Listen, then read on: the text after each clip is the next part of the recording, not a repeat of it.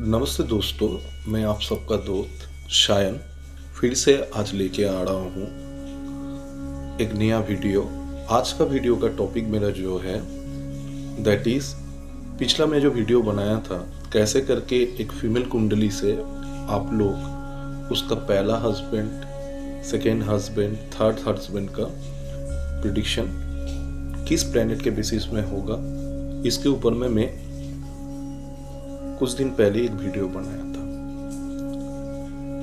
तो उसके बाद मेरा जितना भी स्टूडेंट्स है और बहुत सारा सब्सक्राइबर का ये क्वेरी था मेरे से, जो फीमेल लोगों का तो अब बता दिए, आप मेल लोग मतलब लड़का लोगों का कैसे करके उनका कुंडली से उनका पहला पत्नी, दूसरा पत्नी या तीसरा पत्नी या उसके बाद हम लोग देख पाए। तो चलिए देर ना करके हम लोग वीडियो में चलेंगे।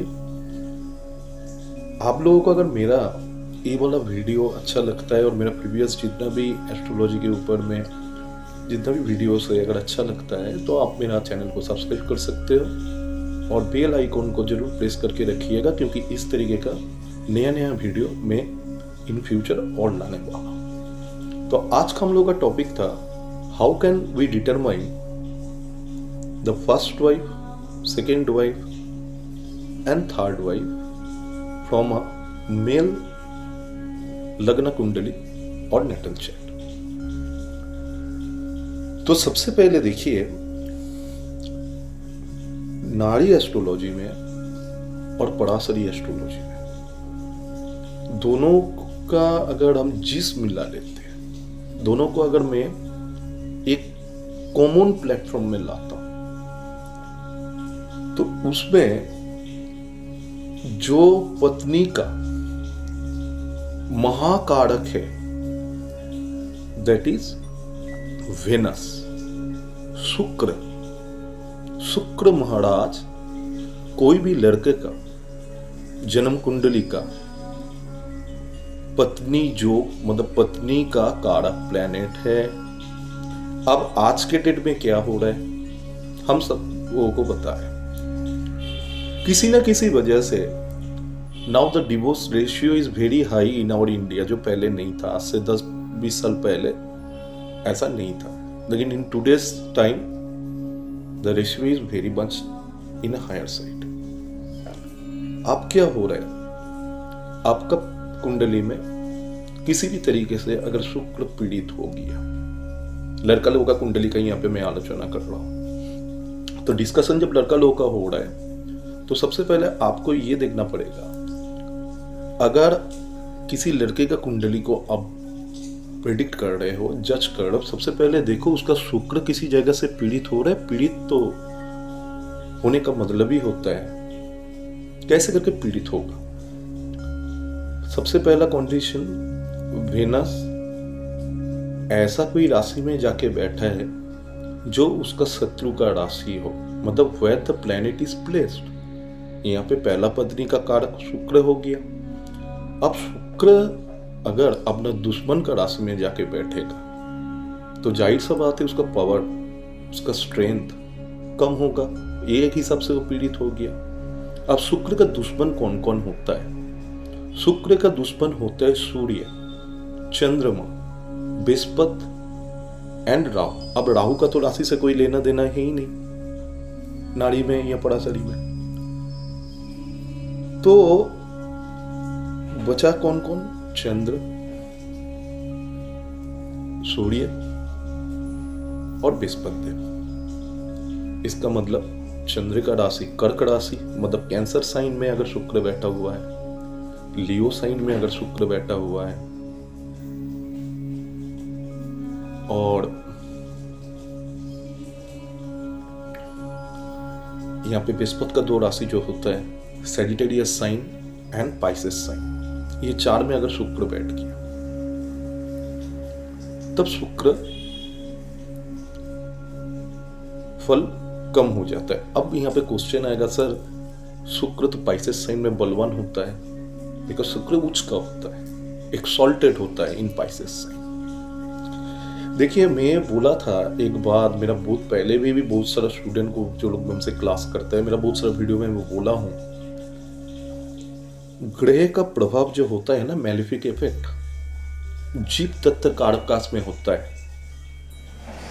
12 नंबर घर का शुक्र आदमी को धनी तो बना सकता है, लेकिन 12 नंबर घर में जिसका भी पाइसेस साइन में शुक्र है,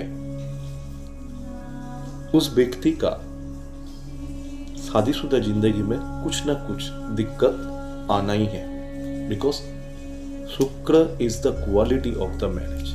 तो ये पहला कंडीशन हो गया शुक्र का प्लेसमेंट से। अब दूसरा कंडीशन, शुक्र जो प्लैनेट है वो किसी भी तरीका से उनका जो दुश्मन है सूर्य, राहु, चंद्रमा या बृहस्पति से एक साथ जुति करके बैठ गया कहीं पे भी कुंडली का, किसी भी हाउस में, नहीं तो उससे उसके पास उसका दुश्मन प्लैनेट का एस्पेक्ट आ रहा है, नारी एस्पेक्ट 1, 5, 9, 2, 12 या 3, 11। 3, 11 का जो एक्सपेक्ट होता है वो थोड़ा उसका परसेंटेज कम होता है, और 7 ये चीज हो रहा है तो शुक्र उससे भी पीड़ित हो जाता है। तीसरा कंडीशन क्या है शुक्र पीड़ित होने का? अगर किसी का लड़के का नेटल चार्ट में शुक्र बकरी हो गया, मतलब रेट्रोगेट हो गया, तब भी शुक्र पीड़ित होता है। तो पहला पत्नी के साथ कब नहीं बनेगा? 1 मिनट का आंसर ये है, जिस भी लड़के का कुंडली में शुक्र पीड़ित है उसका पहले शादी में रुकावट हो गया। अब पहला शादी तो डिवोर्स हो गया, अब वो बंदा अगर दूसरा शादी करने जा रहा है तो हम लोग को क्या देखना चाहिए? That is the main thing. Second पत्नी को समझाता है नारी एस्ट्रोलॉजी में, दूसरा पत्नी देखने का कारक ग्रह होता है बुध।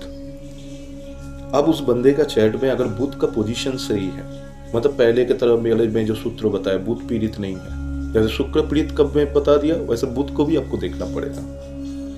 अगर बुध पीड़ित नहीं है तभी वो सेकेंड मैरिज कर पाएगा, तभी उसका सेकेंड मैरिज चलेगा। अगर बुध पीड़ित है, पीड़ित कैसे करके होता है? Placement, aspect by the enemy planets, and सबसे बड़ा चीज जो रेट्रोगेशन एंड एक्सॉल्टेड एंड डेबिलेटेड। अब बुध पीड़ित है नहीं है, इसका आज तक वीडियो का टॉपिक नहीं है, मैं बता दिया सूत्र। अगर बुध उसका पीड़ित नहीं है तब सेकेंड मैरिज उसका टिक जाएगा। अगर बुध पीड़ित है तो सेकेंड मैरिज भी बहुत ज्यादा दिन नहीं चल सकता। अब तीसरा बीवी को कैसे करके एक लड़का का कुंडली से देखेंगे? तीसरा बीवी हम लोग देखते हैं प्लैनेट चंद्रमा से। अब किसी का पहला शादी भी टूट गया, किसी लड़के का दूसरा शादी भी डिवोर्स हो गया, नहीं चल पाया। अब आपको जाना है चंद्रमा के पास। अब चंद्रमा ऐसा एक प्लैनेट है जो कभी बकरी नहीं हो सकता है, सबसे ज्यादा फास्ट मूविंग प्लैनेट इज चंद्रमा। आप चंद्रमा कैसे करके दिक्कत में आ जाएगा? चंद्रमा का शत्रु का एस्पेक्ट बैठ गया, चंद्रमा अपना किसी शत्रु का राशि में जाके बैठ गया, तब चंद्रमा खराब हो जाएगा। तो पहला पत्नी किसी भी कुंडली से लड़के का उठा के देखना है तो वेनस देखना पड़ेगा। दूसरा पत्नी के लिए you have to see the Mercury, और तीसरा पत्नी के लिए आपको चंद्रमा के ऊपर ध्यान लगाना पड़ेगा, तभी आपका प्रेडिक्शन में एक्यूरेसी आएगा। और यहाँ पे मैं बार बार पिछले वीडियो में भी बोला था, मांगलिक का कोई ओरिजिनल एक्सप्लेनेशन नहीं है। मांगलिक बोल के कोई सब्जेक्ट पराशरी का कोई भी क्लासिक बुक में नहीं है, और नारी में भी कहीं नहीं बोला गया। Mangal is the planet of energy. एक चीज आप लोगों को ये ध्यान रखना पड़ेगा, क्योंकि अभी का जितना भी एस्ट्रोलॉजर लोगों का लूटने का जो जगह है वो एक ही है, जो भैया आदमी को मांगलिक। मंगल एनर्जी का प्लैनेट है, मंगल अग्नि तत्व का प्लैनेट है। तो मंगल को जब भी हम लोगों को डील करना पड़ेगा, वो किसी भी हाउस में बैठे, 12 घर में किसी भी घर में बैठे, वो अपना प्रभाव देगा ही देगा। तो आज का वीडियो इतना तक ही था। आशा करता हूं आप लोगों को मेरा वीडियो अच्छा लगा होगा। चलिए जय भगवती बगले, जय श्री राम, हर हर महादेव।